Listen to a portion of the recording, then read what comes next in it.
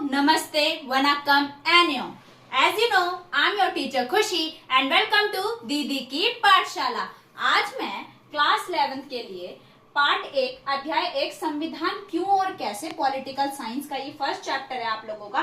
वैसे अभी 11th class की क्लासेस स्टार्ट नहीं हुई है क्योंकि अभी सीबीएसई का रिजल्ट आया है, बच्चों ने अभी एडमिशन लेना शुरू किया है, लेकिन आप लोगों के लिए मैं ये चैप्टर लेकर आई हूँ। आज आप पढ़िए और देखिए कि क्या आपका सिलेबस होने वाला है और किस तरीके से आप इस पूरे 11th क्लास की पॉलिटिकल साइंस की बुक में कॉन्स्टिट्यूशन के बारे में पढ़ने वाले हैं। ठीक है, तो ये जो आपकी पॉलिटिकल साइंस है 11th क्लास की, वो पूरी कॉन्स्टिट्यूशन यानी कि संविधान से रिलेटेड होती है, इसलिए इसके पहले चैप्टर का नाम ही है संविधान क्यों और कैसे। ठीक है, तो अब आप संविधान कोई ऐसा नया शब्द तो नहीं है आप लोगों के लिए कि आपने संविधान शब्द पहली बार सुना हो। आप लोग 11th क्लास में आ गए हैं, संविधान के बारे में आप लोग जानते होंगे जहां तक मेरा मानना है, लेकिन फिर भी एक बेसिक आइडिया हम देखते हैं कि संविधान क्या होता है। ठीक है, तो किसी भी देश का संविधान, ये संविधान किसी भी देश में एक ऐसा कानूनी दस्तावेज है जिसमें सारे नियमन कानून लिखे जाते हैं, जो एक तरीके से दर्पण होता है उस समाज का कि वो समाज किस तरीके से चलाया जाएगा। ठीक है, तो ये सिर्फ एक कानूनी दस्तावेज नहीं होता, एक तरीके से उस समाज की जो भी इच्छाएं और आकांक्षाएं वहां के लोग रखते हैं उनका दर्पण होता है। जब भी किसी देश का संविधान बनाया जाता है तो बेटा ये चीज ध्यान रखी जाती है कि वहां के लोग क्या चाहते हैं, वहां का इतिहास कैसा रहा है, ये सब चीजें जो है ध्यान में रखकर किसी भी संविधान की रचना की जाती है, किसी भी देश के संविधान की रचना की जाती है। तो संविधान एक ऐसा लिखित दस्तावेज है, एक ऐसा कानूनी दस्तावेज है जो नियमों और कानूनों के बारे में बताता है और साथ ही साथ ये बताता है कि कोई भी देश किस तरीके से संचालित होगा, वहां की व्यवस्था कैसी है, राज्य व्यवस्था कैसी है, किस तरीके से शासन पद्धति चलेगी, चुनाव कैसे होंगे, जो भी A to Z उस देश से रिलेटेड बातें हैं वो सब किस में लिखी होती हैं, किसी भी देश के संविधान के अंदर होती हैं। ठीक है, तो संविधान क्या होता है, एक दस्तावेज, एक कानूनी दस्तावेज होता है। ठीक है, तो इस चैप्टर में हम संविधान को ही समझने की कोशिश करेंगे। तो जब हम भारतीय संविधान की बात करते हैं तो भारतीय संविधान की बात करते वक्त हमें कुछ चीजों को बहुत ध्यान में रखना है। क्या कि भारत का जो संविधान है वो क्या है, जब हमारा देश आजाद होता है 1947, तो 1946 से ही बनना शुरू हो जाता है। ठीक है, क्योंकि हमें पहले ये था कि जब भी हमारा देश आजाद होगा हमें पहले जैसी व्यवस्था तो नहीं रखनी, राजतंत्र तो हमें नहीं रखना है। ठीक है, कहीं ना कहीं ये चीज हमारे दिमाग में क्लियर थी कि हमें लोकतंत्र लाना है और कुछ बेसिक चीजें भी हमने डिसाइड की हुई थी कि ये हमें ऐड करना है। ठीक है, जैसे हमें सबको सार्वभौमिक वयस्क मताधिकार देना है। ठीक है, हमें स्वतंत्रता समानता के लिए काम करना है, जो भी आज तक कुरीतियां भारत में चलती आई उन सबको समाप्त करना है। तो एक बेसिक हमने स्ट्रक्चर बनाया हुआ था कि जब भी हमारा देश आजाद होगा, संविधान बनाने की बात होगी, तो हम ये सब चीजें क्या करेंगे, उसके अंदर ऐड करेंगे। ठीक है, तो जब भारत के संविधान बनने की बात आती है तो संविधान सभा की पहली बैठक जो है, ये कुछ एडिशनल चीजें ही आपके चैप्टर में नहीं है इतने अच्छे से, मैं आपको एडिशनली बता रही हूँ क्या कि जो संविधान सभा है उसकी पहली बैठक जो है वो कब होती है, 9 दिसंबर 1946 को होती है। ठीक है, जब पहली इसकी बैठक होती है तो पहली बैठक में कोई स्थायी अध्यक्ष इसका नहीं होता, कोई चुना नहीं जाता, लेकिन किसी भी सभा की अध्यक्षता तो करनी होती है। तो उस सभा की अध्यक्षता करने के लिए इसके अस्थायी अध्यक्ष बनाया जाता है डॉक्टर सच्चिदानंद सिन्हा को। ठीक है, जब तक कोई स्थायी परमानेंट इसका प्रेसिडेंट नहीं चुना जाता है तो अस्थायी तौर पर सच्चिदानंद सिन्हा जी को क्या बनाया जाता है, अध्यक्ष बनाया जाता है। ठीक है, उसके बाद इसकी अगली बैठक होती है 11 दिसंबर 1946 में, तब ये डिसाइड किया जाता है कि डॉक्टर राजेंद्र प्रसाद क्या होंगे, इसके अध्यक्ष होंगे, इसके स्थायी अध्यक्ष होंगे। ठीक है, फिर जो भी बैठकें होती हैं वो सब इन्हीं के लीडरशिप में, इन्हीं की मेंटरशिप में होती हैं। ठीक है, तो अगर हम बात करें उस समय पर कुल सदस्य कितने थे, तो जब पहली बैठक हुई थी तो पहली बैठक के समय 389 सदस्य थे, जिनका बंटवारा कुछ इस तरीके से था कि 292 जो सदस्य थे वो थे आपके ब्रिटिश प्रांतों से और 93 जो थे वो देसी रियासतों से थे। ठीक है, तो ये इस तरीके से कुछ बांटा गया था। लेकिन जब हमारे देश का विभाजन हो गया, पहली बैठक में इतने लोग शामिल नहीं होते, 211।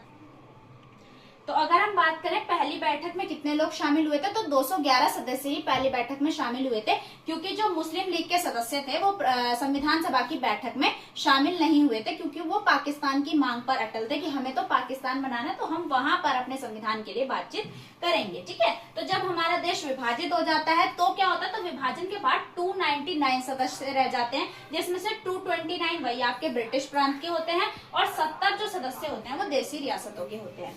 ठीक है, अब एक और एडिशनल चीज है कि जब अंतिम। तो अगर हम बात करें कि इसकी अंतिम बैठक जब हुई और जब संविधान पूरी तरह बनकर तैयार हो गया और ये कहा गया कि अब तो लागू करना है, तो तब इस पर कितने अंतिम प्रति पर कितने लोगों के हस्ताक्षर होते हैं? तो लास्ट कॉपी पर इसके 284 सदस्यों के हस्ताक्षर होते हैं, जो 24 जनवरी 1950 को किए जाते हैं। तो ये तो कुछ एडिशनल जानकारी थी जो चैप्टर में इतने प्रॉपरली नहीं दी गई है, लेकिन आप लोगों को पता होना जरूरी है। तो अब हम बात करते हैं चैप्टर की। तो चैप्टर में जो आपका है, सबसे पहला जो पॉइंट है वो है कि हमें संविधान की आवश्यकता क्यों है। अब इसे बेटा हमें मत देखो, सिर्फ इसे देखो किसी भी देश को संविधान की आवश्यकता क्यों है। कोई भी देश है अगर विश्व में, तो उसको संविधान की आवश्यकता क्यों है। आप अपने घर का एक एग्जांपल ले लो कि आपका घर है, तो आपको उस घर में रूल्स एंड रेगुलेशन की जरूरत क्यों है। ठीक है, तो आप कोई भी एक छोटी से छोटी संस्था भी चलाओगे बेटा, तो वो बिना रूल्स एंड रेगुलेशन के नहीं चल सकती है ना। वरना सब कुछ जो है वो, कोई भी चीज जो है वो प्रॉपर तरीके से नहीं होगी, बैलेंस तरीके से नहीं होगी, लड़ाइयां होंगी, संघर्ष होगा। तो ये तो हम किसी भी संस्था की बात कर सकते हैं, वो 10-12 लोगों की संस्था, तो वहां पर भी होगा। लेकिन हमें बहुत बड़ा देश चलाना है, तो क्या वो बिना नियम कानूनों के चल सकता है? बिल्कुल नहीं चल सकता। तो इसीलिए हमने क्या करा, हमें संविधान की आवश्यकता क्यों पड़ी, आज हम इसमें जानेंगे। तो सबसे पहली बात तो आपके अपने दिमाग में ये रखनी है कि जो संविधान है वो कोई कानून की किताब नहीं है, सिर्फ वो किसी भी समाज का दर्पण होता है। अगर हमें किसी भी देश को, किसी भी समाज को जानना है, तो हम उसके संविधान से उस समाज को जान सकते हैं, उसके इतिहास को जान सकते हैं, उस समाज के बारे में सब कुछ जान सकते हैं अगर हम उसके संविधान को देखें तो। ठीक है, तो सबसे पहली बात क्या है कि अगर हमें किसी भी देश में संविधान की आवश्यकता है, क्यों? क्योंकि हमें क्या करना है, हमें अलग अलग समुदायों में, विविधता वाले समाज में लोगों के साथ तालमेल और भरोसे को बना के रखना है। आपस में लोग एक दूसरे के साथ तालमेल बनाकर रखें, लड़ाई ना करें, संघर्ष ना हो। ये चीजें देखने के लिए, इस चीज को बैलेंस करने के लिए हमें किसकी जरूरत है? किसी भी देश में संविधान की जरूरत है। दूसरा पॉइंट है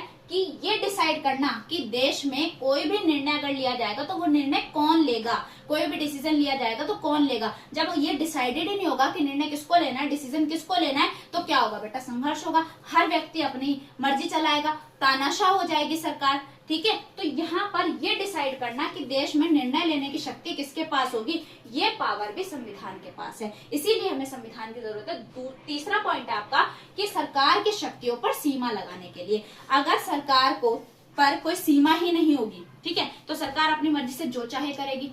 ठीक है, समाज में जो बदलाव करना चाहेगी वो सब करेगी। तो सरकार की शक्तियों पर अंकुश लगाने का, उस पर रोक लगाने का अधिकार भी किसके पास है? वो भी संविधान के अंदर ही आता है। अगला है आपका कि समाज की आकांक्षा और लक्ष्य और एक न्यायपूर्ण समाज की स्थापना हुई। ठीक है, तो मैं आपको पहले ही बता चुकी हूँ कि किसी भी देश में किसी भी समाज की आकांक्षाएं, इच्छाएं, ये सब संविधान के अंदर ही देखने को आपको मिलती हैं। हमें समाज को कैसा बनाना है, हम अपने देश को कैसा बनाना चाहते हैं, ये सब आपको संविधान में देखने को मिलता है। और न्यायपूर्ण समाज की स्थापना भी तभी हो पाती है जब किसी भी देश में संविधान है।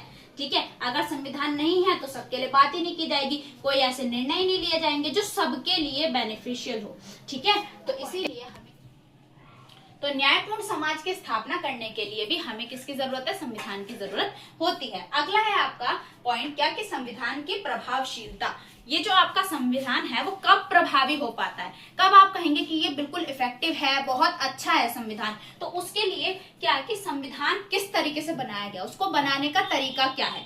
ठीक है, संविधान को बनाने का तरीका में सबसे पहले देखा जाता है कि कौन लोग हैं जो संविधान बनाने में शामिल हैं। तो भारतीय संविधान इसीलिए भी सफल हुआ कि उसमें ऐसे लोग थे जो बहुत प्रसिद्ध लोग थे। प्रसिद्ध कैसे थे? क्योंकि उन्होंने स्वतंत्रता संग्राम में भाग लिया था, उन्होंने देश को हर परिस्थिति में देखा था, वो एक तरीके से जानते थे कि समाज की क्या जरूरतें हैं, किस चीज को हमें आगे रखना है। इसीलिए भारत का संविधान आज तक सफल है। क्यों? क्योंकि प्रसिद्ध लोगों द्वारा बनाया गया और उनकी प्रसिद्धि का कारण है भारत की स्वतंत्रता संग्राम में उनका योगदान। उन्होंने भारत की स्वतंत्रता को देखा है, उन्होंने वो लड़ाई लड़ी है, वो जानते हैं जनता का दुख क्या था, दर्द क्या था, क्या पीड़ा उन्होंने सही है, ये सब कुछ जानते थे। इसीलिए हमारा संविधान आज तक प्रभावी है।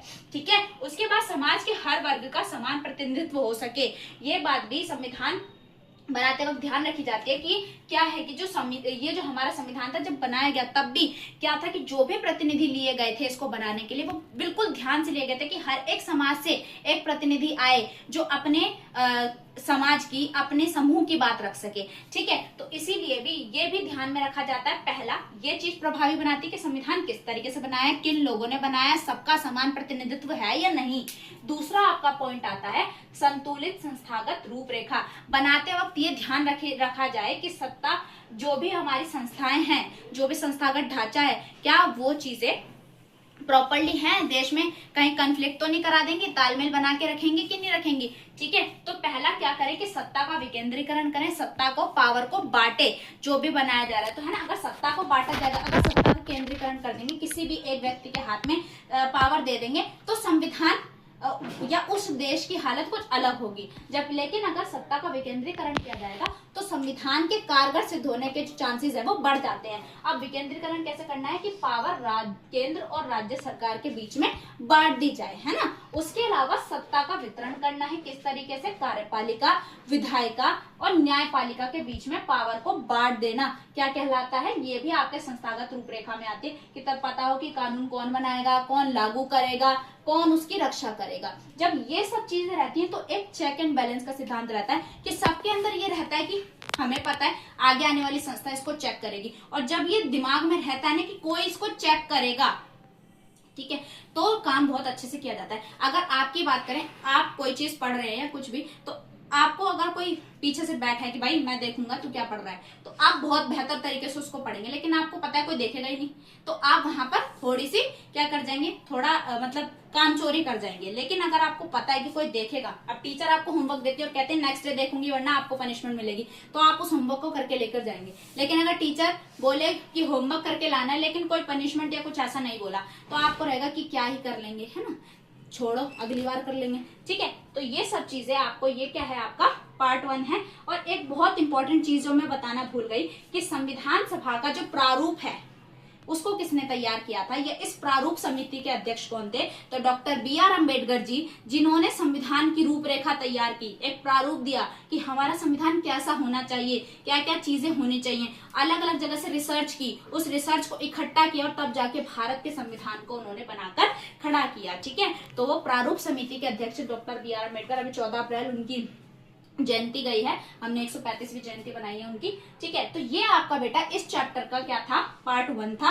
अब हम बात करेंगे पार्ट 2 की, और पार्ट 2 आपको बहुत जल्द मिलेगा। लेकिन उस पार्ट 2 के लिए आपको क्या करना है, चैनल को सब्सक्राइब करना है, प्रेस करना है बेल आइकन को, और अपने फ्रेंड्स के साथ इस वीडियो को शेयर करने, ताकि हर उस बच्चे तक ये वीडियो पहुंचे जिसको पॉलिटिकल साइंस के कंटेंट से रिलेटेड नॉलेज चाहिए, जिसको डर लगता है सोशल साइंस से। ठीक है, और साथ ही साथ आप बताया कीजिए, कि कमेंट किया कीजिए कि आपको वीडियोस कैसी लगी। तो आज के लिए थैंक यू, मिलते हैं नेक्स्ट वीडियो में।